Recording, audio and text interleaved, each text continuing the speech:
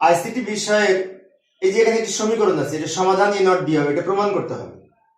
প্রথমে আমরা একটা কাজ করতে পারি, এই যে টোটাল নটটা আছে এই নটটা প্রথমে দুইটা খণ্ডে ভাগ করবো, কারণ এখানে প্লাস আর এখানে ইনটু। তাই আমরা এটি কি করতে পারি, প্লাসটার পরিবর্তে যদি ইনটু করি তাহলে এই নটটা ভেঙে এর উপরে আংশিক আসবে আর টোটালের উপরে বাকিটা থেকে যাবে। ডি মর্গানের প্রথম উপপাদ্য অনুযায়ী আমরা আলাদা করে নিলাম, প্লাসের পরিবর্তে ইনটু করার কারণে এই নটটা ভেঙে দুই খণ্ড হলো।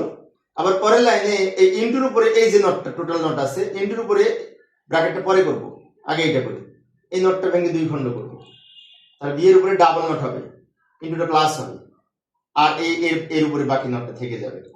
এবার পরের লাইনে a naught into b double naught সমান বি থাকবে প্লাস, এটা আবার আমরা ভাঙতে পারি, সি এর উপরে নট আর এর উপরে ডাবল নট প্লাসটা ইনটু হবে, এই টোটালটাই এর উপরে ডাবল নট হলে এ পাই আমরা, এ ডাবল নটে এ হয়।